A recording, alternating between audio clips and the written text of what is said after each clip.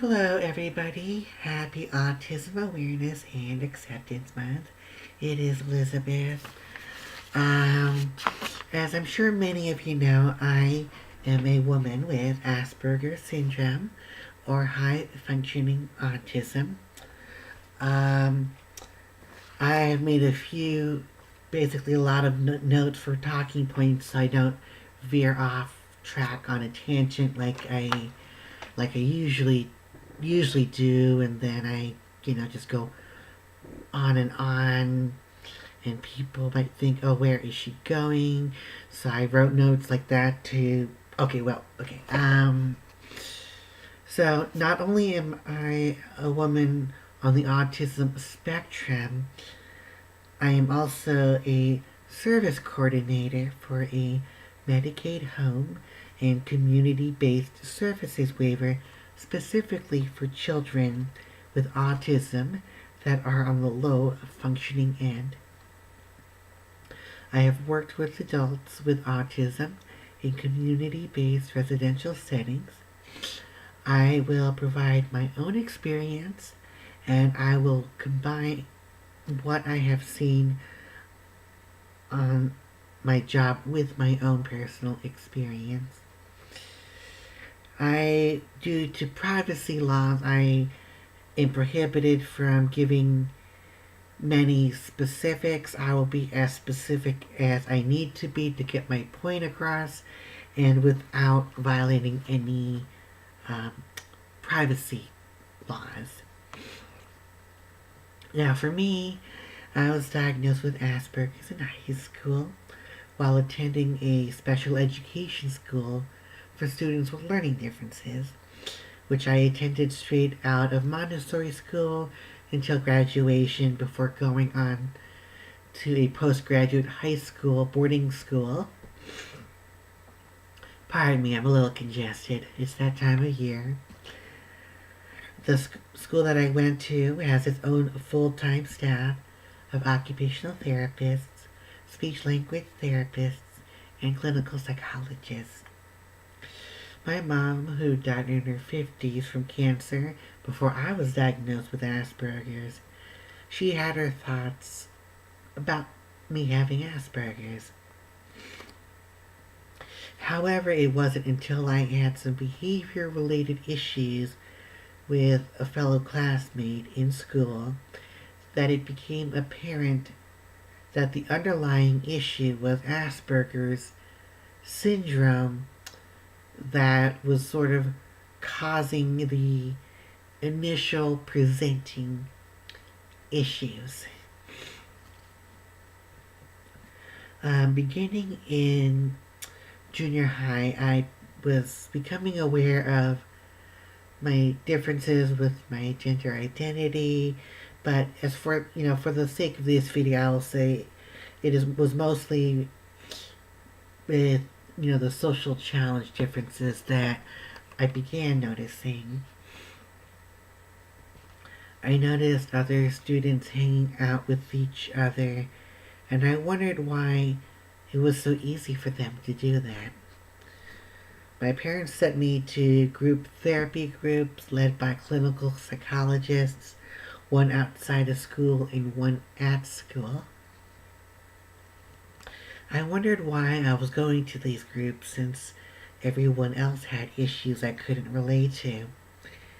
I was already going to a special education school, so I didn't ask why I was being sent to these groups out of fear of being labeled again. At the time, along with some other students, would be kind of weary of disclosing we were special ed students. I believe that it was because it was at a time period when, mentioning special ed wasn't out of the ordinary. Yeah, I think you know what I mean. Now, a person with autism may be quite sensitive or very sensitive and observant of many different types of stimuli, such as noise, auditory input, smells, touch, visual stimuli, or even certain movements or things or people close to them. Now, people with autism spectrum often have difficulty communicating with others, whether it be the actual communication or with reciprocal and appropriate communication. Now, some of you may be wondering, why are the terms Asperger's and autism being thrown around interchangeably? Are they different things? Uh, the There is no simple answer to that. The best, if you want a simple answer, it is yes and no. But to understand that simple answer, I alone believe autism is a spectrum, but I also believe that a spectrum can include different separate diagnoses, like how there are different types of mood disorders, how there are different types of psychotic disorders. I think autism should be its own category, but the American Psychiatric Association, which publishes the Diagnostic and Statistical Manual, the DSM, the 5th edition, known as the DSM-5. This was released in the summer of 2013. The DSM is basically the guide that mental health therapists use to diagnose different psychiatric conditions. From what I know, Asperger's is no longer recognized by the DSM-5 as a separate disorder in the autism category. I believe the medical community uses what's called the ICD, or some type of other type of diagnostic manual, or some type of other diagnostic system, and that system recognizes Asperger's. So Asperger's versus classic autism. One main difference is speech development. Asperger's or high functioning autism, the person will develop normal speech development, maybe even a rich vocabulary, maybe very talkative, but may come across as socially awkward. Whereas classic autism, the hallmark is delayed or no speech development at all. But I would like to note that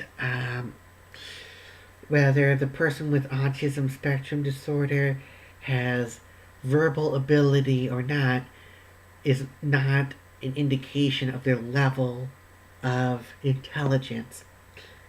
It may be an indicative of their level of functioning, but not level of intelligence. I know of some people who do not communicate verbally, but they can type or handwrite out their answers. For example, this young man, his name is Tito Mukhopadhyay. He and his mother came from the country of India and are now living in the United States. And if you search the YouTube video of him and a professor talking about Moby Dick, you will hear him, answer analytical questions or big complex questions relating to that book. And he comes across as humorous in some of his answers. So, verbal communication deficit is not indicative of level of intelligence. Although you will, even at the low end of the functioning of the autism spectrum, it is not uncommon to have intellectual disability as a comorbid diagnosis. Now, what I mean by comorbid, in terms of diagnostic terms, comorbid means that a separate diagnosis that is not caused by one diagnosis but may often be diagnosed as well, such as dyslexia and ADHD are common comorbid diagnoses, even though dyslexia and ADHD do not have a causal link to each other. Now, for the purposes of this video, I'm not going to delve in what ADHD or dyslexia is, but dyslexia and ADHD can also be diagnosed along with an autism spectrum disorder, but again, no causal link to each other.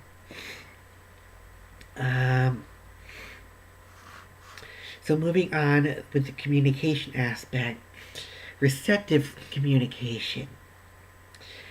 The person with autism may have difficulty recognizing non-verbal language or vague communication. Tone of voice. So, for example, when I was going to these psychotherapy groups, one of the members in the group told me that I did not recognize their sarcasm. For example, one person in the group said something rather funny, something inappropriate. I still remember it, but I'm not going to repeat it. But then the other group member said, "Oh, I really needed to hear that.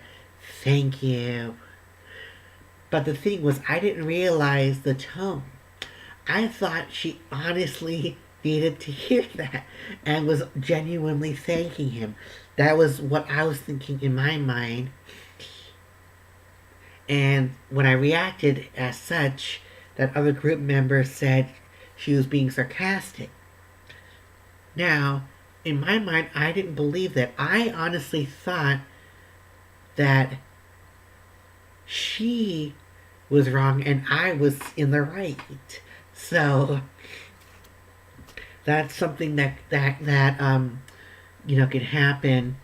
And if that's the case, it's important to teach tone of voice, to watch movies or TV shows or YouTube clips of someone behaving in a sarcastic manner and pointing it out.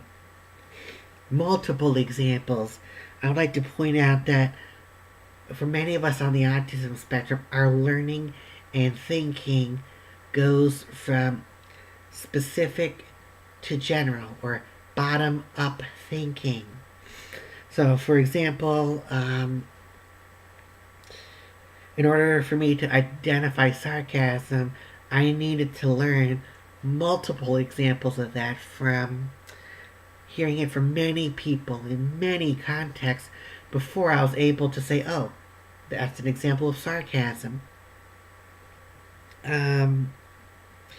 Another example of bottom-up thinking is, for me, I go to McDonald's every now and then. I am sure some of you watching this may go to McDonald's from time to time, or may have been to McDonald's a couple times before you decided for some reason to stop going there. So anyways, for me, I know McDonald's is a chain and is a branch and independent franchise, and some franchises have multiple stores within a franchise, or the franchisee may have multiple stores within one franchise. So anyways, I don't look at one McDonald's and assume, oh, they're all the same. I look at one McDonald's and says, okay, this McDonald's is in this location. This McDonald's is the McDonald's of that location. This McDonald's has a drive-thru. This McDonald's has those types of seats. This McDonald's has this type of amenity, so on and so forth. So I don't automatically associate one McDonald's with every other McDonald's. But I know that, McDonald's building or logos or the decor in the restaurant may follow a very similar theme. It's a franchise, so of course they're going to have to adhere to certain standards to maintain their McDonald's brand. But that's an example of my bottom up thinking with tone of voice. I didn't understand distancing body language, um, or some other nonverbal body language. So if I said something that someone didn't find funny, they would stop smiling or look or give me a blank stare. So I didn't recognize that. Also, I would take things literally. So, for example, someone would say, "Take a chill pill." I would honestly be thinking, "Chill pill? Huh. What dose should I be taking?" Or when someone said, "Oh, okay, it's time to bounce," meaning time to go, I thought, time to bounce. I honestly thought that. So it's taking things literally. Now, sometimes people with autism might take, "I will be with you in 1 minute." 60 seconds later, "Where are you?" Instead of 1 minute meaning, "I'll be with you when I will be with you."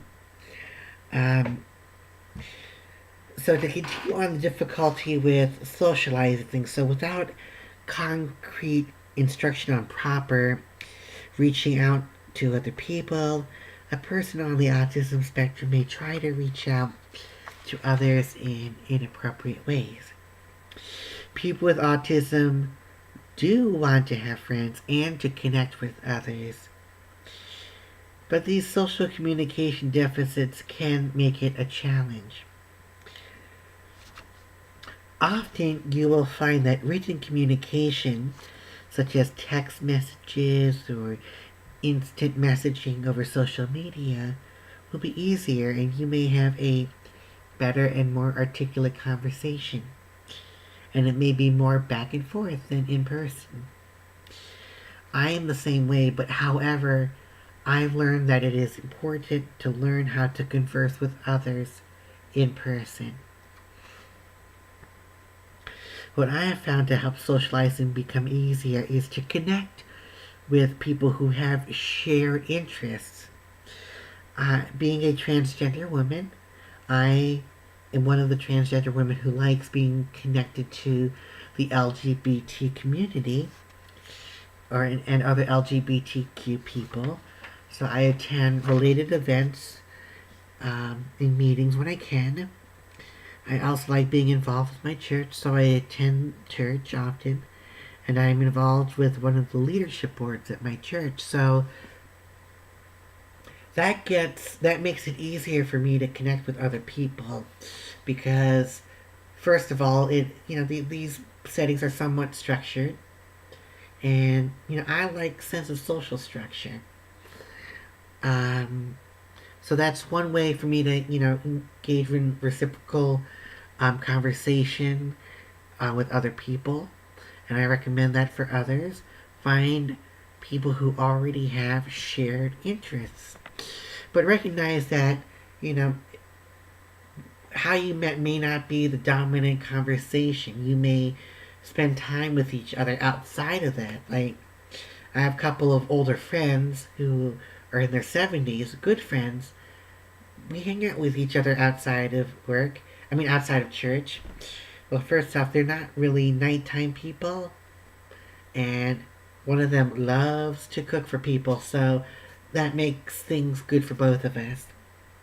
But we talk about other things besides church. We talk about our other mutual friends. We talk about what their interests are, what their work is going on, things like that. Another reason why non-face-to-face communication can be easier is because there is less stimuli. Often, if I am in a loud environment, such as a restaurant or a bar, which I don't go to unless someone invites me to a bar, I find it difficult to pay attention to the group I am with. I might keep my conversation with the person next to me or in front of me. What helps me in this situation is if I am with someone I know well or am in a familiar place that I have been to before. So that's one of the socialization aspects. In this talk, I'm not going to talk about socialization support techniques. You can message me directly if you want some, but right now, I'm just trying to educate you with what autism may look like, not necessarily with educating you with how to do behavior interventions with someone with autism. But maybe you might be able to pick up a few ideas from listening to me. Okay, sensory issues. As I mentioned, you can have sensitivity to, or the complete opposite, lack of sensitivity to.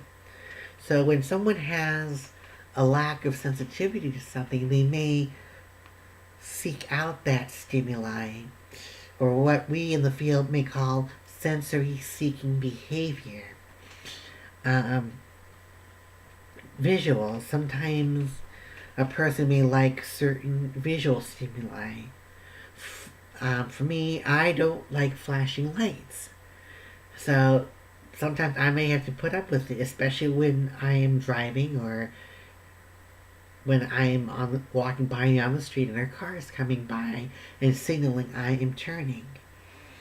Touch. Certain clothes. I don't like scratchy clothes or scratchy sheets on the bed. I don't like light touch, or I find even light touch very tickling. So I like deep pressure. I like deep touch. Sound. I don't like high pitched noises.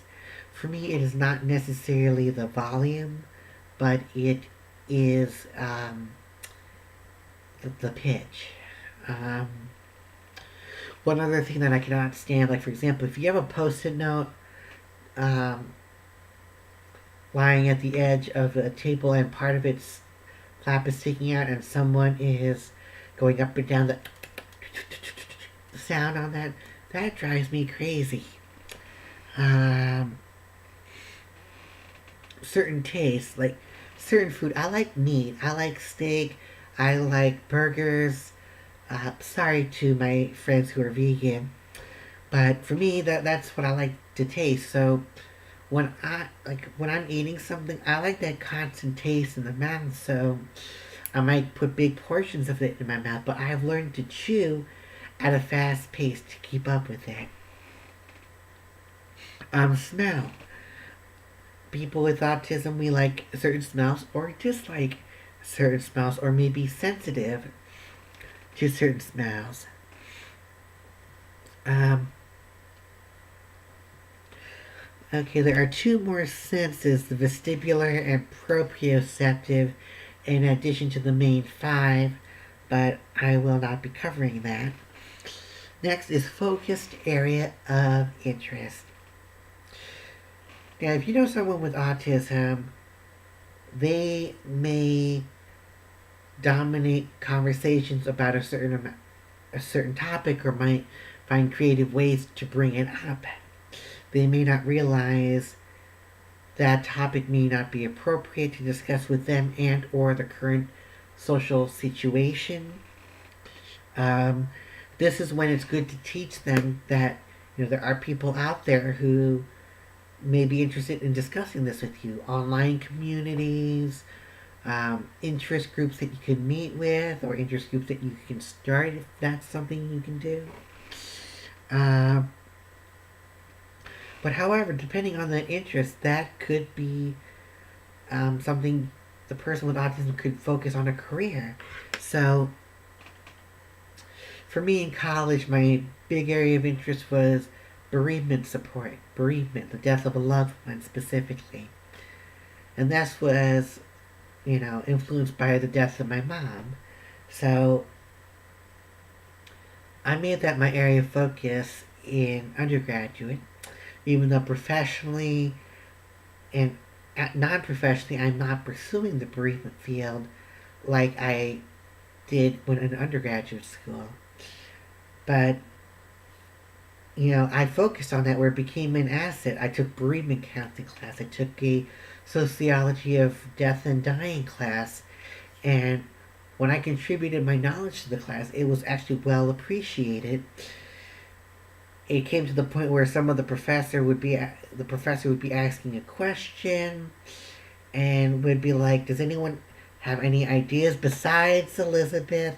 And they would gesture to for my hand to stay down.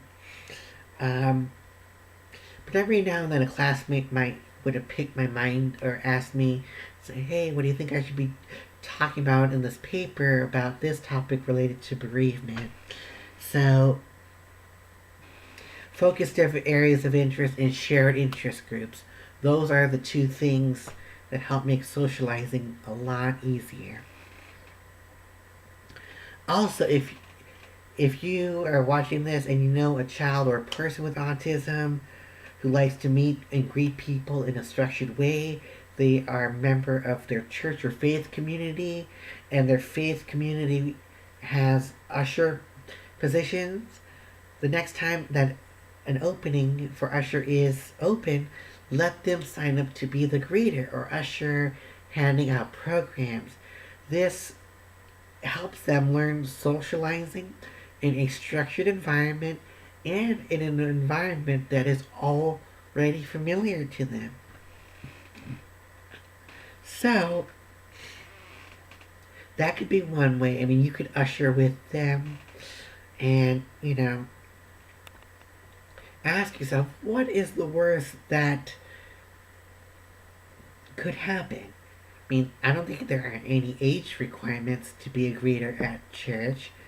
Um, unless there are any, physical behavior issues that would be of really, big issues, just try it. Just try it.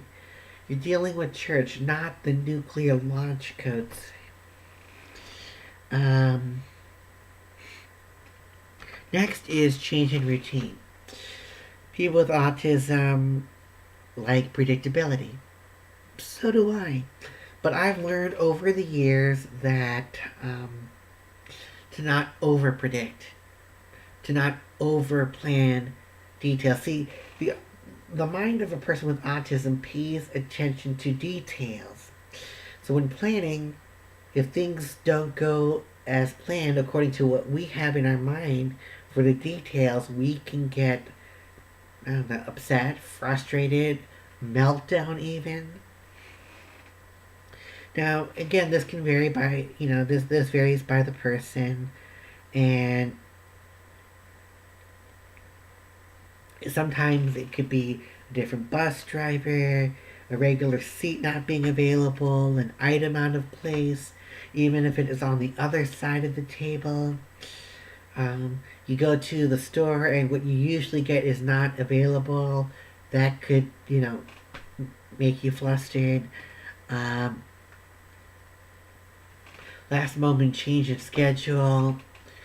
One time, a friend of mine who I keep in touch with every now and then, a friend of mine from college, we were supposed to meet, and then she said, "Actually, sorry, I have another commitment that I have with someone."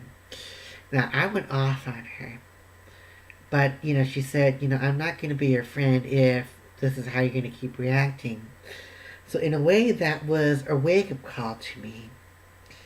That that learned, don't that other people have other priorities. I'm not the center of it.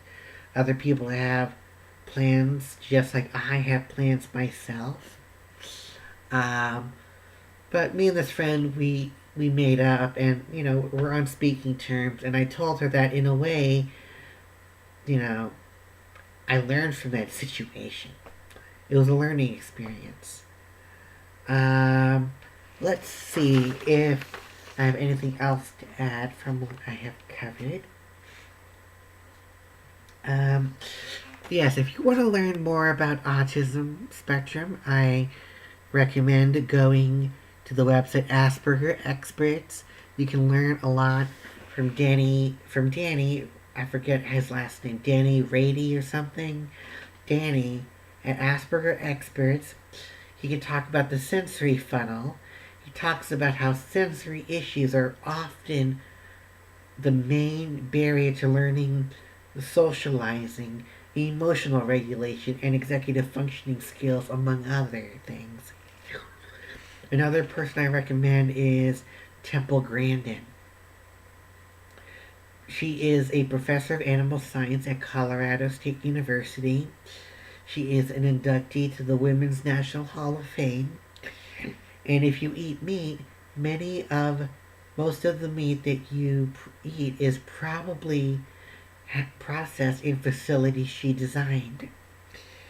Temple Grandin is the topic of the movie called Temple Grandin, which was produced by HBO and is an Emmy-winning film. Um, Other videos to watch is Stephen Shore. He also is on the autism spectrum. He is a professor at Adelphi University. I've seen him talk about discussing the autism diagnosis with your child. And the way that my dad, which brings me, to another point, the way that my dad told me about my autism was he shared with me an article about Heather Kuzmich, who is a former contestant on America's Next Top Model. Heather was a contestant from Illinois, and she had Asperger's, and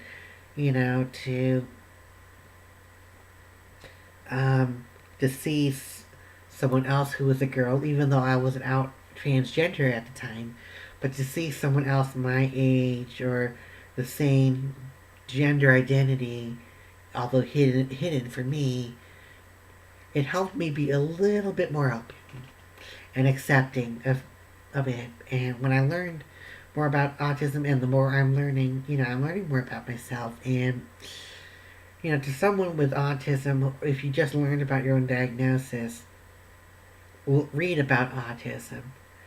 If you have trouble, articulating what you want to know, you can read, learn from others, attend conferences, watch webinars.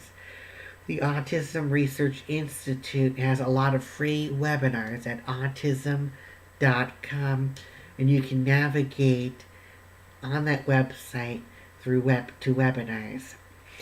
So thank you very much.